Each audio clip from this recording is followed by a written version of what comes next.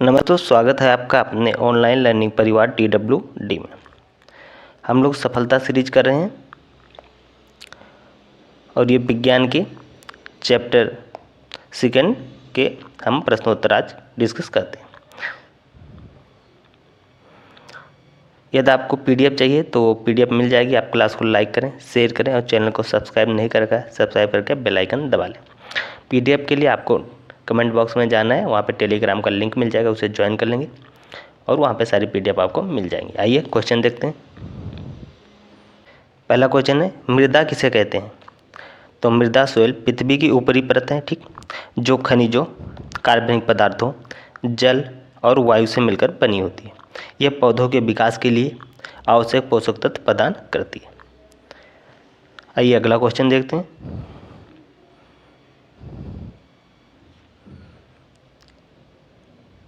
अगला क्वेश्चन है, ह्यूमस क्या है?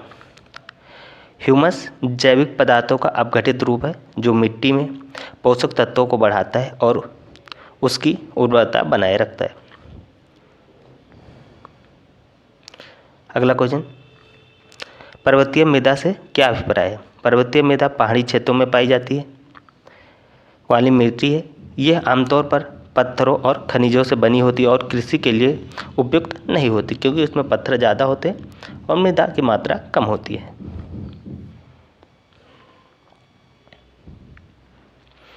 अगला क्वेश्चन, फसल चक्र को परिभाषित कीजिए। फसल चक्र विभिन्न मौसम में अलग अलग फसलें उगाने की प्रक्रिया है। यह मृदा की उर्वरता बनाए रखने और फसल उत्पादन बढ़ाने में बहुत ही सहायक होती है। फसल चक्र में सबसे पहले क्या करते हैं? बीज को बोना होता है, बीज को बोते हैं। पहले बीज को बोना है,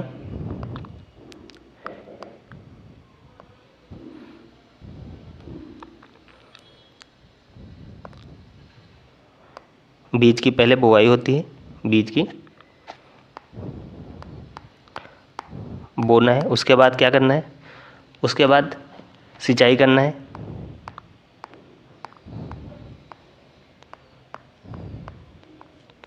उसके बाद फसल की वृद्धि, अगला स्टेप हो जाएगा फसल वृद्धि।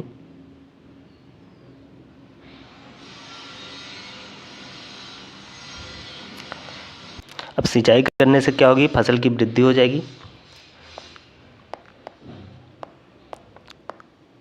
फसल में होगी वृद्धि, ठीक। उसके बाद अगले स्टेप में इसको खाद देनी है, तो इसको उपजाऊ बनाना है।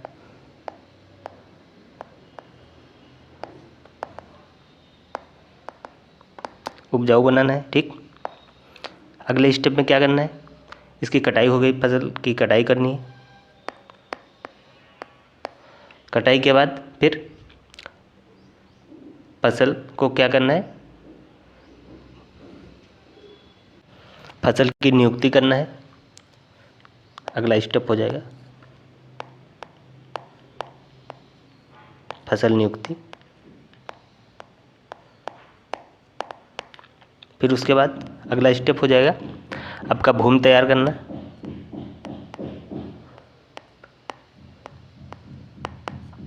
उसके बाद अगला स्टेप क्या हो जाएगा?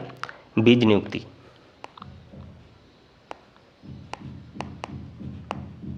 तो ये आपका फसल चक्र का पूरा साइकिल हो जाएगा। आइए अगला क्वेश्चन देखते हैं।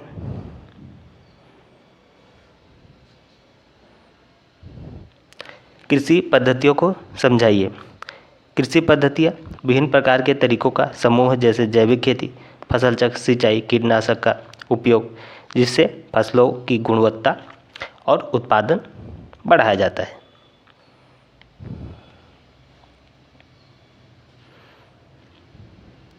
मृदा अपरदन से क्या समझते हैं? मृदा अपरदन वह प्रक्रिया है जिसमें जल, वायु या मानव गतिविधियों के कारण मिट्टी की ऊपरी परत नष्ट हो जाती है।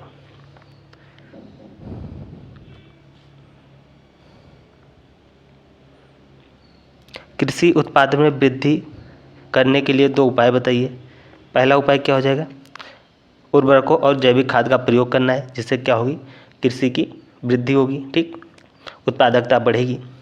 सिंचाई तकनीकों को उन्नत करना, क्या होता है कि फसलों में सिंचाई करते समय बहुत समस्या होती, कभी पानी कम दिया जाता है, टाइम पे पानी नहीं मिलता है, और कभी पानी ज़्यादा हो जाता है। इससे फसल को काफ़ी दिक्कत होती है। इसलिए सिंचाई तकनीक उच्च होनी चाहिए, अच्छी सिंचाई तकनीक का प्रयोग करना चाहिए। अगला क्वेश्चन, पाटन के 2 लाभ बताइए। पहला क्या हो जाएगा, खेत को समतल बनाता है। ठीक, खेत बिल्कुल समतल हो जाता है, जिससे सिंचाई में पानी समान रूप से फैलता है। अब जब खेत समतल रहेगा तो सिंचाई करते समय पूरे खेत में बराबर पानी पहुंच जाएगा। अगला, फसलों की वृद्धि के लिए मिट्टी की स्थिति में सुधार करता है। आइए अगला क्वेश्चन देखते हैं।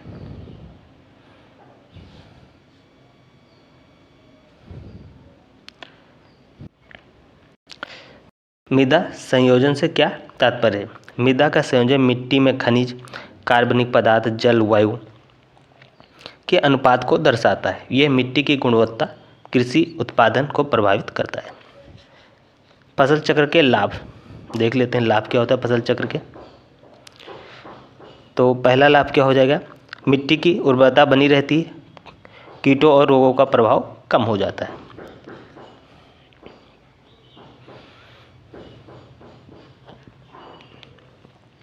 सिंचाई क्या है, इससे होने वाले लाभ बताइए।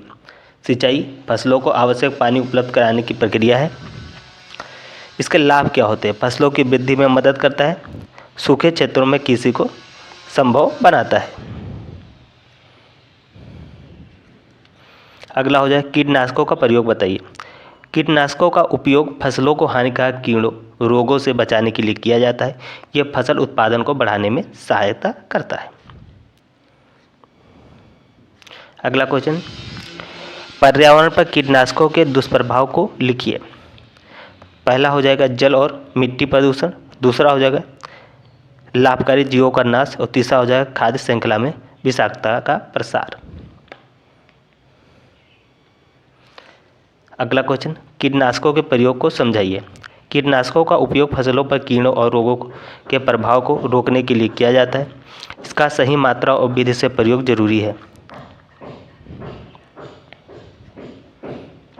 मृदा अपरदन के कारण बताइए। पहला, वनों की कटाई। वनों की कटाई क्या हो गई है कि मैक्सिमम हो गई है। ठीक है, और वन ज़्यादा रहते तो मृदा अपरदन कम होता है। तेज़ बारिश से मृदा अपरदन हो जाता है, कहीं कहीं बादल फट जाते हैं। ठीक है, और खेतों की अधिक जुताई, बार बार ज़्यादा से ज़्यादा मैक्सिमम खेतों की जुताई करने से भी ये समस्याएं देखने को मिलती हैं। अगला क्वेश्चन, कीटनाशक से क्या अभिप्राय है? कीटनाशक ऐसे रसायन हैं जिनका उपयोग फसलों को कीटों और हानिकारक जीवों से बचाने के लिए किया जाता है।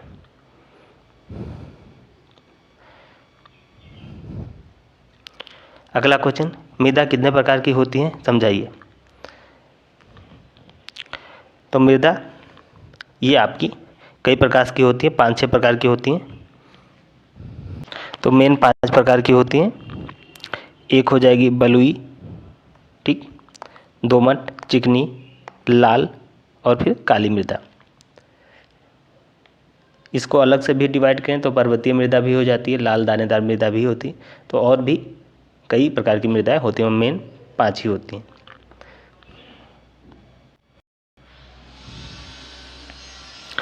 फसलों का वर्गीकरण करें। खरीफ की फसलें वर्षा के मौसम में उगाई जाती हैं, जैसे धान हो गया, मक्का हो गया। रबी की फसलें सर्दियों में उगाई, जैसे गेहूँ हो गया, सरसों हो गया, मक्का हो गया। ठीक, जायद की फसलें गर्मियों में उगाई, जैसे तरबूज, खरबूज। ये सारी फसलें क्या होती हैं? जायद की फसलें होती हैं। अगला क्वेश्चन,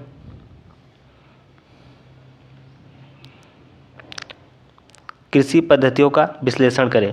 कृषि पद्धतियों में फसल चक्र, जैविक खेती, सिंचाई, उन्नत बीजों का उपयोग शामिल है। इसमें उत्पादन और गुणवत्ता में सुधार होता है।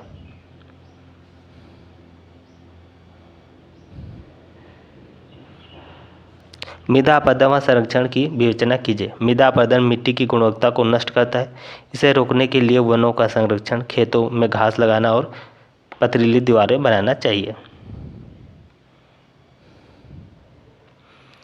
भूमि के अपरदन को रोकने के उपाय। पहला, वृक्षारोपण करें, मैक्सिमम जितना हो सके उतना वृक्ष लगाएं। अगला, खेतों में टेढ़ी मेढ़ी जुताई। अगला, जल संरक्षण तकनीकों का उपयोग करें। तो ये रही आपकी क्लास। आप लोग क्लास को लाइक करें, इसे शेयर करें, और चैनल सब्सक्राइब नहीं कर रखा तो इसे सब्सक्राइब करके बेल आइकन दबा लें, जिससे आपको रेगुलर क्लास मिलती रहे। इसकी जो PDF है वो आपको मिल जाएगी फ्री में। उसके लिए आपको करना पड़ेगा टेलीग्राम ज्वाइन, जो आपको कमेंट बॉक्स में इसका लिंक मिल जाएगा और सारी PDF आपको मिल जाएगी। तो इस क्लास में इतना ही। जय हिंद, जय भारत।